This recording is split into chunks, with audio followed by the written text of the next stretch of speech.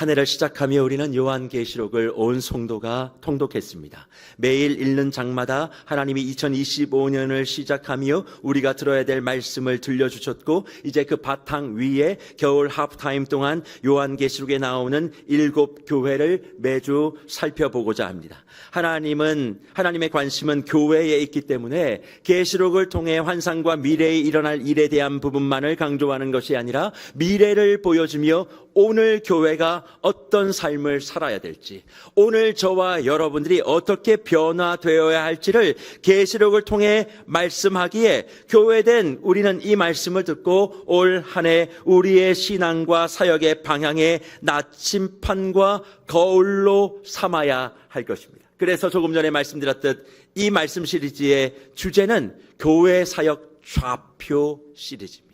우리가 가야 될 그 목적지, 교회로 성도로 가야 될 그곳이 어떤 곳인지를 살피시는 복된 시간 되기를 축복합니다. 그 7교회 가운데 첫 교회가 어떤 교회입니까? 우리가 익숙하게 알고 있는 에베소 교회. 사도 바울이 에베소서를 기록하며 에베소 지역과 에베소 성도들에게 편지를 썼던 그 수신자 되어지는 교회가 바로 에베소 교회입니다. 그래서 우리는 에베소 교회를 향한 계시록의 말씀을 오랜 동안 신앙생활을 했거나, 그리고 좀 설교를 들으신 분들은 이렇게 한 줄로 정리하실 거예요. 열심은 있으나 하나님에 대한 첫사랑을 잃어버린 교회.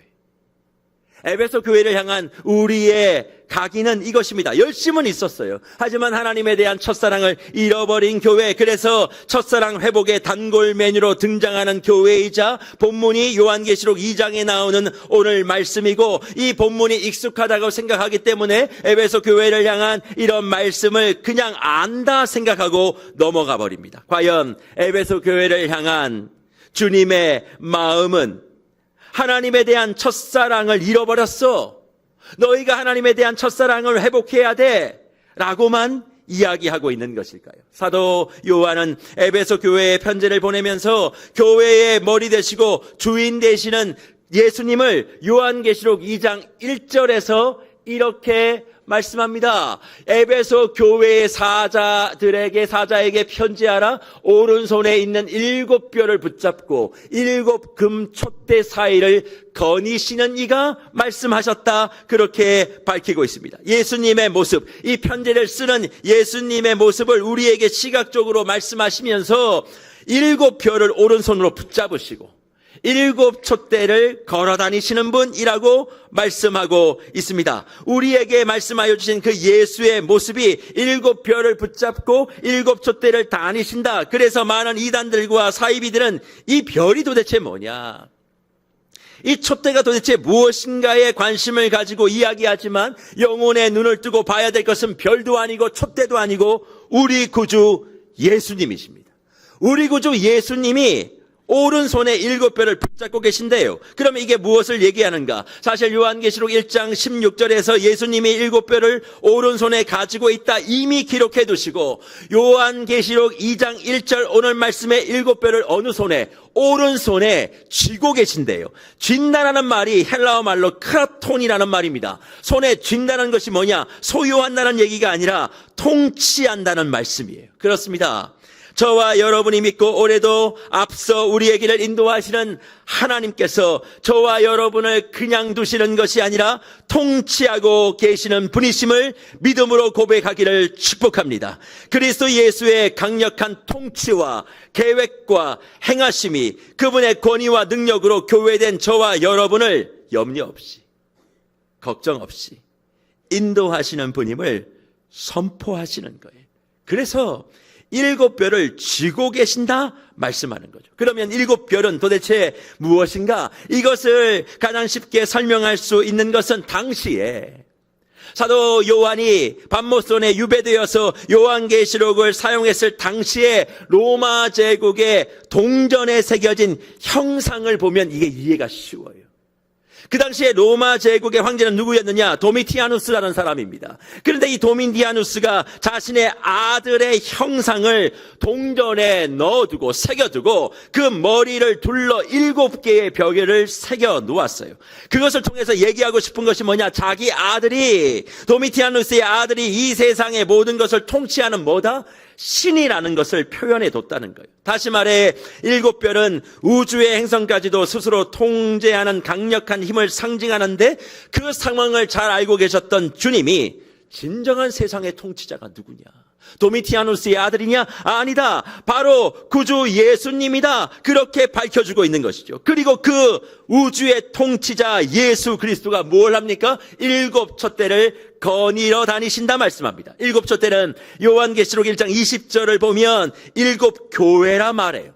다시 말해서 우주의 통치자 역사의 주관자이신 예수님이 교회 가까이에 언제나 계시며 그들 가까이에 오셔서 살피시고 만지시고 이야기도 하시고 너의 모든 상황에 대하여 정확하게 진단도 하고 해법도 주시는 분이라 우리에게 말씀하고 있습니다. 사랑하는 뭇별 여러분, 7 별을 주시고 7 촛대를 거느리시는 주님이 지금도 저와 여러분과 함께하고 있음을 믿습니다. 올 한 해 또 어떻게 살아가나 염려되고 걱정되고 희망차게 뭔가를 좀 해보려고 하지만 참 답답해하는 저와 여러분들에게 주님은 말씀하십니다. 내가 너를 통치하고 있어.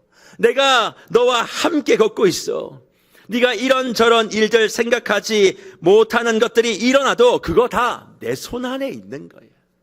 생각지도 못했던 일들이 내게 있을 수 있습니다. 이제 2025년이 1월이 시작된 지 5일밖에 지나지 않아도 상상도 못한 일들이 내 앞에 펼쳐질 수 있습니다. 그런데 그것 때문에 불안해하고 아파하는 저와 여러분들에게 그건 내 손 안에 있는 거야. 내 통치 안에 있는 거야. 내가 다 관여하고 있는 거야 라고 말씀하시며 내가 너를 지켜보고 있으니 두려워하지 마. 내가 너를 돌보고 있으니 염려하지 마. 내가 너의 가정을 너의 교회를 직접 다니며 하나하나 살피고 있으니 걱정하지 말고 두려워하지 말라 말씀하십니다. 그렇습니다. 올 한 해의 첫 주를 시작하지만 여전히 답답한 마음으로 이 예배의 자리에 영혼과 육신을 움츠리고 계시는 분들이 있다면 오늘 이 시간 7 별을 손에 쥐시고 7 촛대를 거늘고 계시는 그 예수님께서 저와 여러분의 삶에 직접 오셔서 그 전능한 손으로 우리의 상한 심령을 만지시며 위로와 격려를 해주시고 내가 멀리 있지 않다. 너의 호흡 사이, 너의 일과 일 사이, 너의 사역 사이, 너의 관계 사이 이리저리 오가며 나의 능력과 통치로 살피고 있다라고 하는 이 말씀을 붙잡으시고 한 해를 힘차게 시작하시는 모든 뭇별 되시기를 소망합니다. 그런데 이런 통치와 돌봄의 예수님이 에베소 교회를 향하여 칭찬을 시작하십니다. 얼마나 좋을까요? 우주의 권능자, 모든 것을 살피시고 지키시고 그리고 돌아보시는 그 예수님이 칭찬하세요. 이런 칭찬을 우리가 예수님께로부터 듣는다면 얼마나 좋겠습니까? 그런데 칭찬은 이유가 있지요.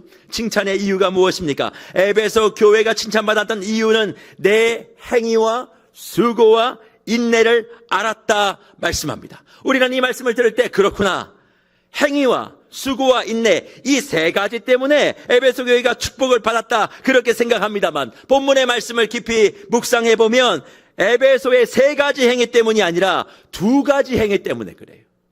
왜냐하면 행위라고 얘기하고 있는데 이 행위의 결과가 뭐냐면 수고와 인내이기 때문에 그렇습니다. 그래서 사랑하는 뭇별 여러분, 믿음은 행동입니다. 믿음은 행동이에요. 에베소 교회의 이 행위, 결국에는 믿음이 동반된, 무엇에 대한 믿음입니까? 창조주, 우주의 전능자 예수 그리스도에 대한 믿음으로 시작된 모습이 교회의 행동인데 이 행동의 결과가 뭐냐면 수고와 인내라는 거예요. 그래서 믿음은 행동입니다. 믿음은 행위입니다. 믿음은 말도 아니고 믿음은 생각도 아니고 믿음은 사유가 아니라 믿음은 행동하는 거예요. 그래서 믿는 대로 행동하는 것이기 때문에 그 모든 사람의 말과 행동은 결국 뭡니까? 믿음으로부터 출발한 겁니다. 그 사람이 그렇게 행동하는 것은 그 사람의 믿음과 주님을 향한 사랑이 그것밖에 안 되기 때문에 그렇게 행동하는 거예요. 상황 때문에 그런 것이 아닙니다. 그 사람의 예수님에 대한 믿음과 사랑과 진리에 대한 마음이 그 정도 수준이기에 그 정도 말밖에 못하는 거예요. 그 정도의 생각이에 그 정도 행동밖에 못하는 것입니다. 그래서 믿는 대로 행동하는 것이고 그 사람의 모든 말과 행동과 생각은 결국 믿음의 시작이라는 것이죠.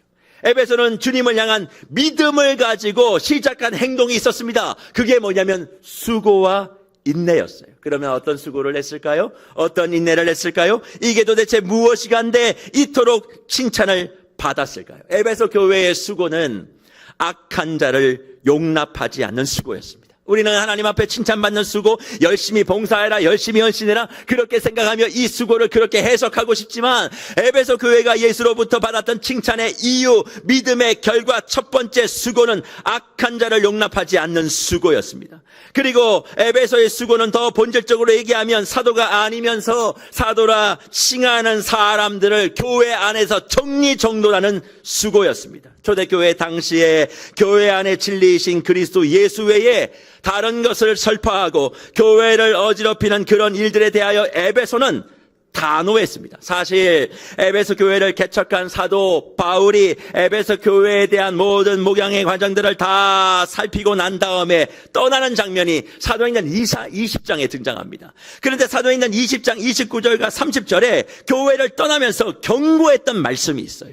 근데 그 경고했던 말씀이 에베소 교회에 실제적으로 일어났는데 다 바울이 에베소 교회를 향해서 무엇을 경고했습니까? 사도행전 20장 29절 30절 이렇게 얘기합니다. 내가 떠난 후에 사나운 이리가 여러분에게 들어와서 그 양떼를 아끼지 아니하며 또한 여러분 중에도 제자들을 끌어 자기를 따르게 하려고 어그러진 말을 하는 사람들이 일어날 줄 내가 안다, 그렇게 얘기합니다. 오늘 보면 29절을 다시 한번 보십시오. 사도 바울이 이 교회를 떠나면서 뭐라고 예측합니까? 사나운 이리가 교회 안에 들어올 것이다. 에베소 교회 안에 분명히 들어올 것이다. 그래서 너희 양떼들을 다 잡아먹을 것이다. 그런데 30절에 그 이리들이 하는 일이 뭐냐? 제자들을 끌어다가, 이 제자는 누굽니까? 사도 바울이 하나님의 말씀을 가지고 예수의 제자를 삼은 사람들입니다. 그런데 그 이리들이 예수의 제자들을 끌어다가, 자기는 누굽니까? 예수가 아닙니다. 이리들입니다. 이리들을 따르게 하려고 어그러진 말을 하는 사람들이 있을 거다 경고했는데 그 일이 바울이 떠나고 난 다음에 에베소 교회에 일어나 버린 것이죠. 믿음과 신앙과 말씀의 공동체에 이것을 회방하는 살아온 이가 들어와서 하나님의 말씀을 가르치고 전하고 치유하는 하나님의 사역자들을 공격하고 사역자들을 거부하게 만들고 교회가 나가야 될 방향을 회방하는 그런 일들이 있었는데 에베소 교회는 이것에 대하여 단호하게 대처하며 그들이 거짓이었음을 밝히는 수고를 했기에 예수님께서 칭찬한 것입니다. 사랑하는 부별 여러분, 그래서 말씀이 어그러지면 교회 안엔 예수 제자가 생기는 것이 아니라 사람의 종이 생겨요. 하나님의 말씀이 아니라 사람을, 이리들은 자기를 따르게 만들지 말씀과 예수를 따르게 하려고 하지 않습니다. 말씀보다 사나운 이리는 그걸 이용해서 자기 배불리는 게 중요하기 때문에 뭐 나하게 친하게 지내고 얼굴 알고 뭐 이런 거 중요하지 않아요. 결국 그 이면에 있는 목적이 뭐냐? 내 종 만드는 겁니다. 교회 안에 사람의 종 많습니다. 예수의 제자가 많아야 되는데 그런 일들이 많아요. 그런데 에베소 교회는 이것에 대하여 단호하게 대처했다, 그렇게 말합니다. 그리고 이런 문제로 인하여 교회가 흔들리고 어려움 속에 에베소도 처했지만 뭐 했습니까? 인내하여 견뎌서 약해지지 않았다 말씀하고 있는 것입니다. 사랑하는 무별 여러분, 우리는 에베소 교회를 향한 주님의 칭찬을 대하면서 단순하게 그래 진리를 사수하고 고수하는 것 그게 중요하지, 하나님의 말씀에 위배되는 것 다 정리하는 것 그게 중요하지, 어떤 문제든 진리의 말씀을 붙들고 인내하면 칭찬받는 거야, 그렇게 이 말씀을 읽고 듣고 지나왔습니다. 하지만 지금 2025년을 시작하는 저와 여러분에게 이 말씀을 주시면서 주님이 요청하는 것이 무엇이겠습니까? 사실 지금 교회 안에, 신앙 안에 진리사수라는 말을 종종 쓰지만 사실 진리사수라는 말보다는 특징사수가 더 만연되어 있음을 보게 됩니다. 이게 무슨 말일까요? 우리 교회뿐만 아니라 대다수의 교회가 한국적 그리스도인의 특징이라는 부분에 더 집중합니다. 진리보단 한국적 그리스도인의 특징이라는 부분에 더 집중해요. 한국 사회에 복음이 들어오면서 예수 믿는 사람이 예수 믿지 않는 사람들과 구별하기 위해서 정해놓은 특징 몇 가지가 있습니다. 머릿속으로 제가 말씀 안 드려도 떠올리시는 것 있으시지요? 그런데 문제는 이런 특징들이 모든 것이라고 생각하고 거기에만 집중하고 나는 그런 특징을 다 가지고 있으니 나는 진짜 그리스도인이야 라고 생각하며 이제 그런 특징이 없는 사람들을 향하여 비난과 정죄를 시작한다는 거예요. 그런데 재밌는 것은 이런 특징 사수를 진리 사수로 변장시켜 마치 진리를 위하고 있다고, 특징을 지키고 있을 뿐인데 진리를 지키고 있다고 착각하는 성도들이 교회 안에 많다는 것입니다. 물론 예수 믿는 사람으로서 그렇지 못한 사람과 구분되는 몇 가지 특징을 저는 반드시 지켜야 된다고 생각합니다. 그건 사회적으로나 공동체적으로 분명히 필요하기 때문에 그렇습니다. 하지만 그것은 진리는 아닙니다. 한국 사회에서 고수되는 그리스도인의 특징으로 고착화된 것뿐이지요. 그러니 어떤 일이 벌어집니까? 교회가 진리 사수가 아니라 특징 사수를 하니까 교회가 어려울 때 버티지 못하고 흔들려 무너져 버리는 것입니다. 주변을 보십시오. 우리를 보세요. 우리는 특징으로 살아가는 사람들이 아닙니다. 그것도 필요하지만 핵심은 진리이신 그리스도 예수로 사는 거예요. 여러분들께서 예수를 믿는 사람으로 이 주일날 구별되는 거 주일 성수, 주일 성수 해야지요.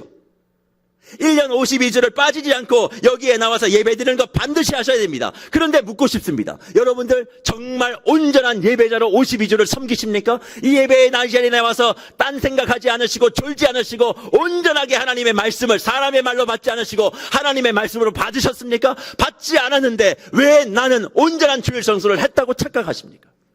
그 질문을 제게 던져도 저는 그렇게 답하지 못합니다. 내가 여기에 출석하고 앉아 있는 것이 세상에서 바라보는 한국적 그리스도인의 특징은 될 수 있어도 정말 온전히 주님을 사랑하는 사람으로서의 모습을 완전히 갖춘 건 아니라면 아파서 못 나온 사람 정죄할 수 없습니다. 오히려 그러지 못한 상황을 아파하고 함께 도닥여줘야죠. 교회 자리에 나왔고 예배 자리에 나왔는데 담배 냄새 풀풀 나는 사람이 옆에 앉았습니다. 교회가 어떻게 합니까? 눈치 줍니다. 내 옆에 앉은 사람이 술을 먹고 온 것 같습니다. 그러면 그 자리 옆으로 안 가려고 합니다. 오직 하나님의 백성의 특징, 담배 피지 않고 술 마시지 않는 거. 네, 담배 피시면 안 됩니다. 술 드시면 안 됩니다. 그런데 우리가 그렇게 특징을 사수하고 그런 사람들을 교회가 품지 못하니까 그들이 다 어디가 있습니까? 위로를 받고 싶은데, 예수를 만나 위로받고 싶은데 받지 못하니 밤에 술집에 가 있는 겁니다. 주님과 대화하며 기도해야 되는데 연초 태우면서 자신을 위로하는 거예요. 이게 한국적 그리스도인들이 특징 사수를 진리 사수라고 고수하며 세상을 위로하지 못하고 주님의 말씀과 진리가 이 땅에 퍼져나가지 못하는 것을 선두에 서서 하고 있는 그 문제인 것이죠. 사랑하는 묵별 여러분, 특징으로 살지 마시고 진리로 사시는 은혜가 있기를 축복합니다. 그분에게 집중하고 말씀에 집중할 때 우리의 그 수고와 인내는 칭찬을 받는 것입니다. 저는 올 한해 교회가 묵별들이 어느 때보다 주님께 이런 칭찬을 가득 받는 복을 누리시기를 축복합니다. 그런데 칭찬으로 시작하신 예수님이 무섭게 에베소 교회를, 우리를 책망합니다. 뭐라고 책망하십니까? 요한계시록 2장 4절을 보십시오. 그러나 너를 책망할 것이 있나니 너의 처음 사랑을 버렸다 말씀합니다. 우리는 이 말씀을 대할 때마다 에베소 교회와 성도들이 예수님에 대한 처음 사랑을 버렸다 생각하고 늘 신앙에 문제가 생길 때마다 첫사랑을 회복해야 된다 말씀하며 에베소 교회를 향한 주님의 이 책망을 떠올립니다. 그런데 묵별 여러분, 이 본문을 다시 보십시오. 너의 처음 사랑을 버렸다 말씀하시는데 무엇에 대한 첫사랑인지는 성경이 기록하지 않아요. 사랑의 대상이 명확하게 나타나지 않았다는 것입니다. 그런데 이것을 우리는 그냥 막연히 주님에 대한 첫사랑이었다 그렇게 생각합니다. 과연 그럴까요? 만약 그렇다면 에베소 교회가 칭찬받았던 그 수고와 인내는 누구를 향한 사랑의 표현이었습니까? 그런 수고와 인내는 왜 했어요? 그 사나운 일이 때 중에는 나와 잘 알고 있는 사람도 있었는데 그들을 다 정리했습니다. 인정보다 주님과의 관계가 더 중요하기 때문에 에베소 교회가 그렇게 한 거 아닙니까? 그러면 이 교회는 주님을 사랑한 교회였어요. 사랑의 표현이 이리 때를 정리하는 것이었습니다. 그런데 첫사랑을 회복하는데 하나님에 대한 사랑을 잊어버렸다?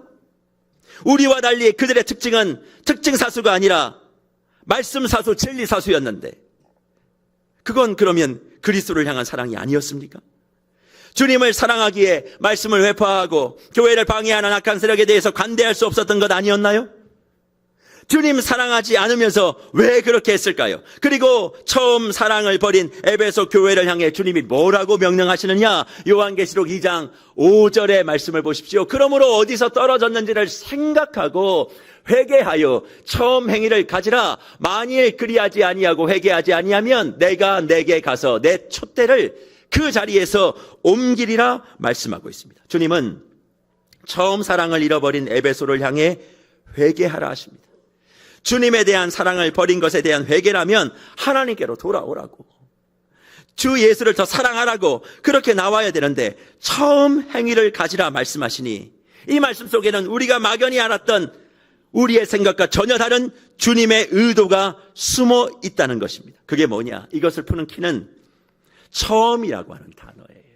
이게 헬라어 말로는 프로토스라는 말인데 4절도 그냥 사랑이 아니죠. 처음 사랑.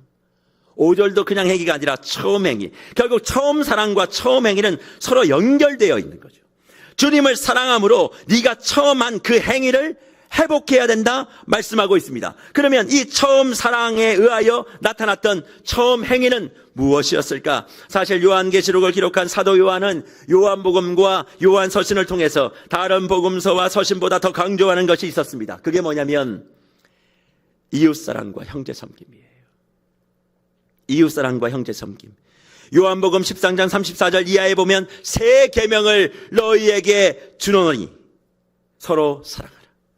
내가 너를 사랑하는 것 같이 너희도 서로 사랑하면 너희가 내 제자가 되리라 그렇게 말씀하고, 그리고 요한서신의 마지막 부분인 요한 3서 1장 5절과 6절에 가면 이렇게 말씀합니다. 사랑하는 자여, 내가 무엇이든지 형제 곧 나그네 된 자들에게 행하는 것은 신실한 일이니 그들이 교회 앞에서 너의 사랑을 증언하였느니라. 내가 하나님께 합당하게 그들을 전송하면 좋으리로라 말씀하고 있습니다. 오늘 5절 말씀을 다시 한번 보여주시겠습니까? 뭐라고 말씀하고 있습니까? 사랑하는 자여, 내가 무엇이든지 형제가 누구예요? 나그네 된 자입니다. 성경 속에서는 가장 하나님의 백성들이 살펴야 될 세 부류가 있어요. 나그네, 그리고 홀로 된 여인, 그리고 어린 아이들입니다. 그러니까 여기서 말하는 형제는 나하고 친육관계가 된 것이 아니라 하나님이 돌보라고 했던 세상에서 가장 약한 사람들, 그 형제들에게 행하는 것. 어렵고 힘든 사람에게 뭘 행하겠습니까? 도움이죠, 베품이죠, 나눔이죠. 근데 그게 신실한 겁니다. 내가 52주 주일을 빠지지 않는 게 신실한 일이 아니라 어렵고 힘든 이들을 향하여 손을 내미는 걸 신실하다 그렇게 이야기하며 6절에 뭐라고 얘기합니까? 그들이 교회 앞에서, 그들은 누구예요? 나그네 된 자들. 그 섬김과 사랑을 받았던 자들이 교회 앞에서, 우리 앞에서 누구를 증언해요? 너의 사랑을 증언한다고요. 사랑하는 묵별 여러분, 신년기도를 통하여 제가 말씀을 드렸습니다. 증언됨과 증언함이 중요하다.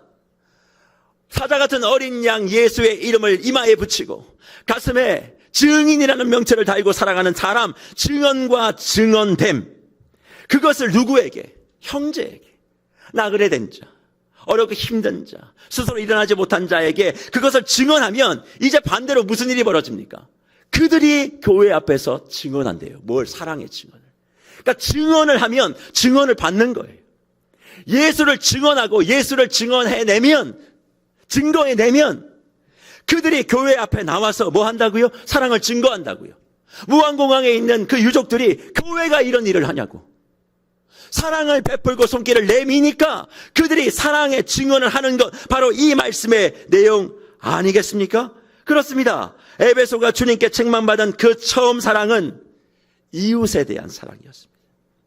처음부터 에베소 교회가 이웃 사랑이 없었던 것이 아니었습니다.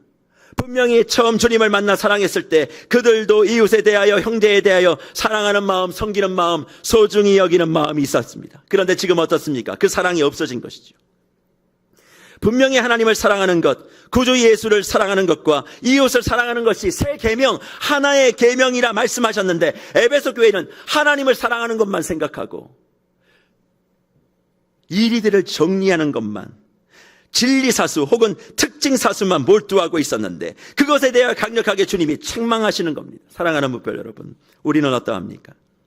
여러분들은 예수를 제대로 알고 만나 믿고 난 다음에 나의 구원의 문제도 중요하고 해결받았지만 그 순간 이웃에 대하여 긍휼을, 형제에 대하여 섬김을, 세상에 대하여 공감을 하셨습니까?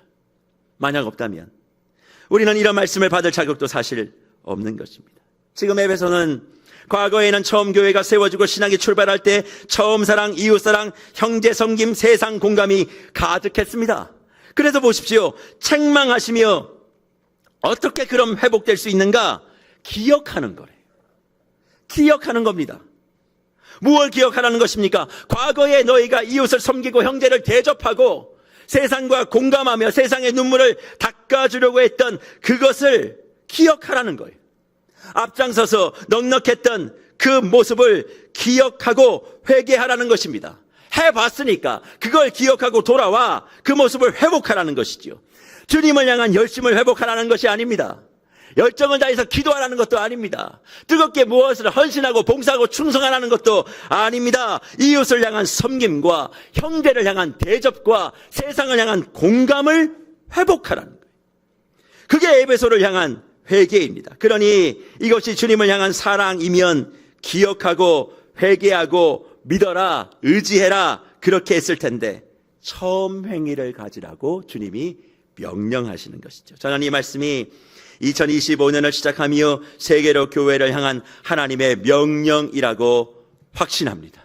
예수 믿는 사람의 특징에 몰두하지 마시고 이 교회의 전통 사수에 목숨 걸지 마시고 이웃을 섬기고 형제를 대접하며 이 세상과 공감하는 그 일에 집중하시라 말씀하고 있는 것입니다. 그런데 문제는 우리에게 그 처음 사랑, 그 처음 행위가 있는가 하는 것입니다. 예수를 믿고 사랑하면 우리는 사람에 대하여 세상에 대하여 넉넉하게 되어지는데 우리는 형편을 이야기하고 상황을 이야기하면서 그 넉넉함을 부담스러워하니까 처음 행위가 있어 본 적이 없는 거예요. 늘 예수를 믿고 내가 천국 가고 예수를 믿고 내가 받을 복을 셀 줄을 알지 내가 어떻게 내가 받은 복을 나누어 줄지는 한 번도 생각하지 않는 겁니다. 오늘 신년 감사 예배에 나오시면서도 올 한 해 주님 내게 받을 복이 얼마나 됩니까? 이걸 기대하고 나오셨어도 내가 세상을 향해 형제를 위해서 더 많이 복을 나누어 주겠다 결심하고 올라오신 분들은 단 한 번도 없으실 거예요. 받을 복만 세지 내가 줄 복은 계산하지 않는 거예요. 그러니까 처음 사랑을 회복하려고 해도 처음 행위가 없는데 뭘 회복합니까? 그러니까 이 말씀을 가지고 열심히 교회 나와라, 열심히 섬겨라, 열심히 선진해라 이런 얘기만 강단에 사는 겁니다. 마음이 좀 식어질 때 처음 사랑 아니에요. 이건 처음 행위. 예수를 정말 믿고 형제를 사랑해 본 적이 있어야 되는데 왜 그걸 못합니까? 다 마음의 문제인데 이걸 크기의 문제로 바꿔버리는 거예요. 마음이 없어서 안 하는 건데 상황이 안 돼서 못하는 거라고 얘기합니다. 마음의 문제잖아요. 마음의 문제. 그걸 크기의 문제로 바꾸는 거예요. 주님을 사랑하는 것만큼 하는 것이고 할 수 있는 것인데 그 모든 것을 별개로 별건으로 만들어 놓고 나는 마치 내가 할 수 없는 것으로 딱 단정 짓고 시작합니다. 안 하는 건데 못한다고 얘기합니다. 그럼 과연 우리는 주님을 사랑하는 사람일까요? 주님을 향한 믿음이, 사랑이 내가 뭔가를 주장하고 누리는 것이 아니라고 말은 하는데 그런 말씀을 들으면 내가 불편해지니까 이 사랑을 다르게 왜곡시켜버리는 겁니다. 나도 못하니까 너도 하지 마. 이런 분위기들. 그러니까 뭔가를 얘기할 때 자꾸 얘기하지 않고 침묵하는 거예요. 특별히 우리 교회는 뭔가 얘기를 시작하면 그 사람이 해야 된다라고는 이상한 전통이 있습니다. 그러니까 그냥 뒷짐지고 가만히 있어요. 말하는 순간 책임져야 된다. 가만히 있습니다. 누가 말할 때까지. 그리고 누군가는 하겠지. 그러니까 예수를 사랑하고 예수를 믿음으로 말미암아 처음 행위라는 것 자체가 있어 본 적이 없으니까 주님께 칭찬받을 일이 없는 거예요.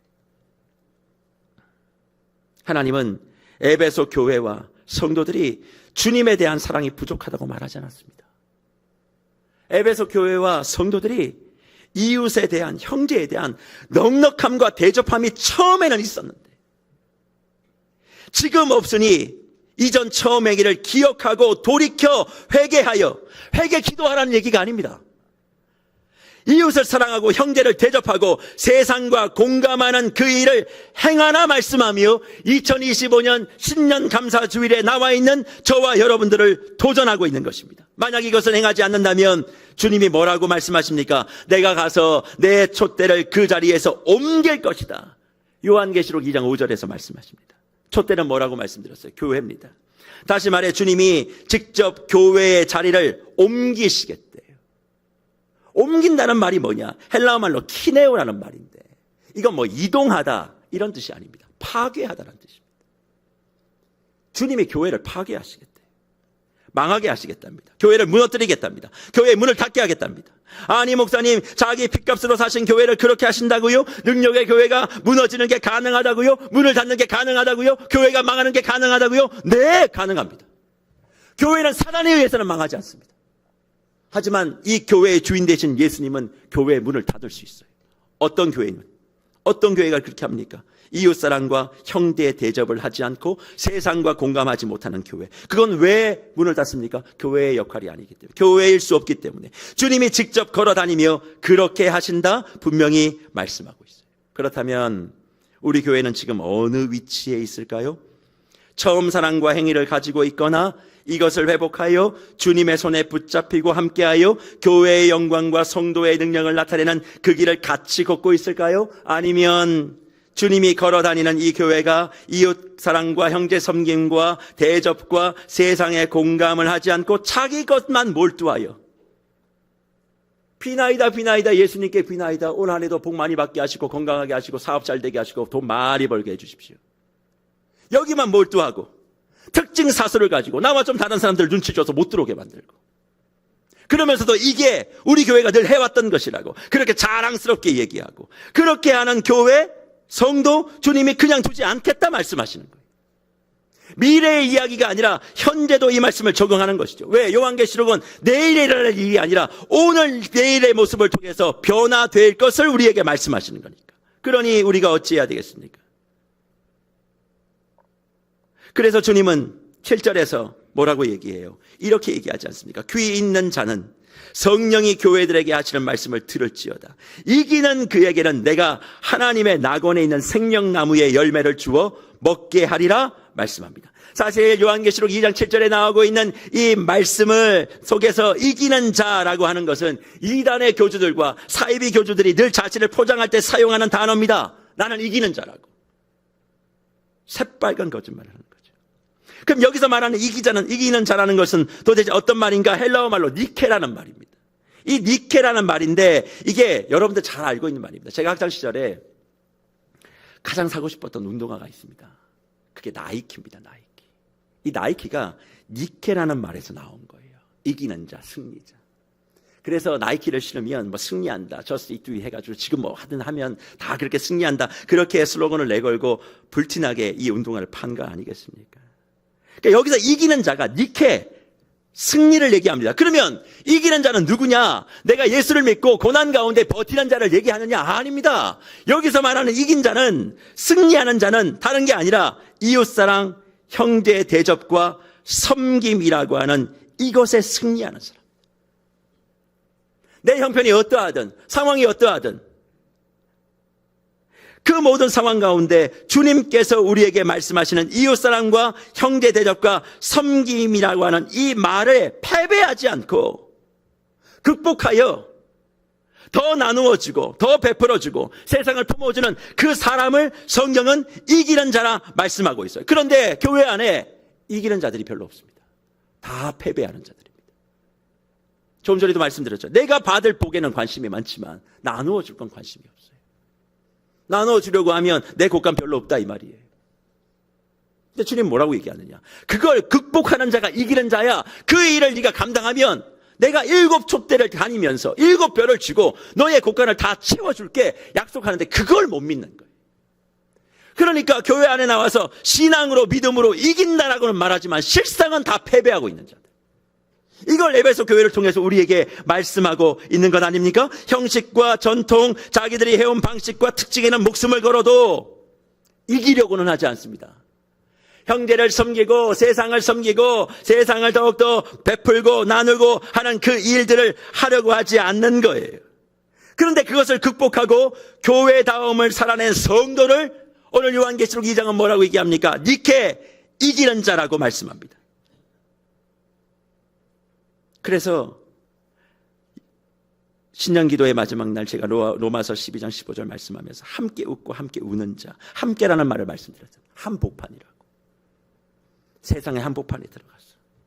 내 것을 나누어주고 내 것을 풀어주고 내가 가진 것이 없어도 마음의 문제야. 크기의 문제가 아니야. 내가 할 수 있는 것.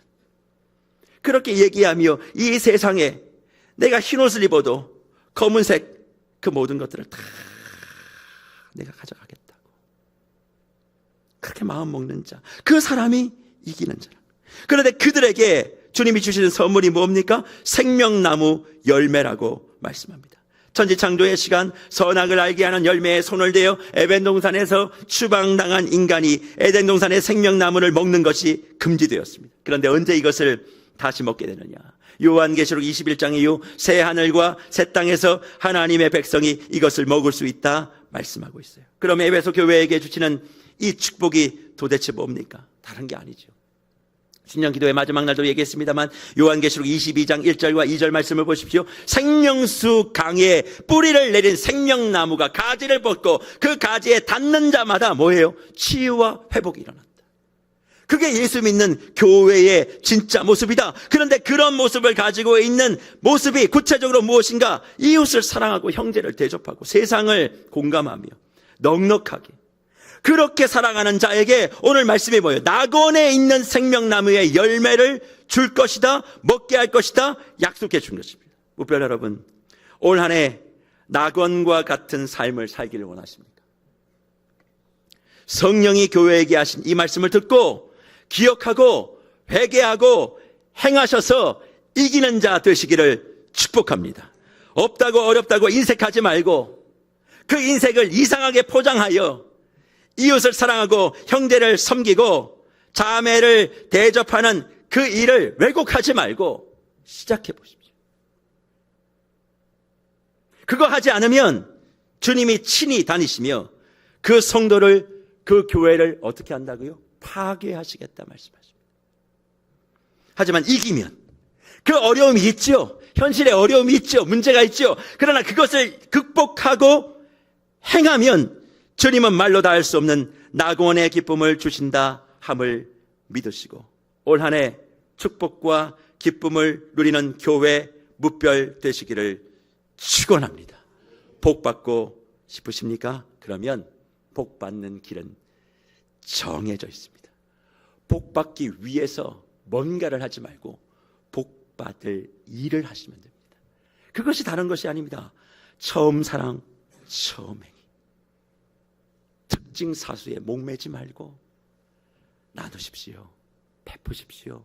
없어도 쪼개요. 그렇게 하면 주님이 나의 인생은 책임지고 너의 삶의 낙원의 생명나무 열매를 먹게 해주시는 그 시간을 우리가 올 한 해 살아가야 되지 않겠습니까? 신년 감사주일에 올라오신 모든 분들에게 이기는 자의 축복, 낙원의 생명나무 열매가 이번 한 해 동안 주렁주렁 맺혀지고 우리의 삶의 터전에 먹어지는 복이 충만하시기를 주님의 이름으로 축복합니다.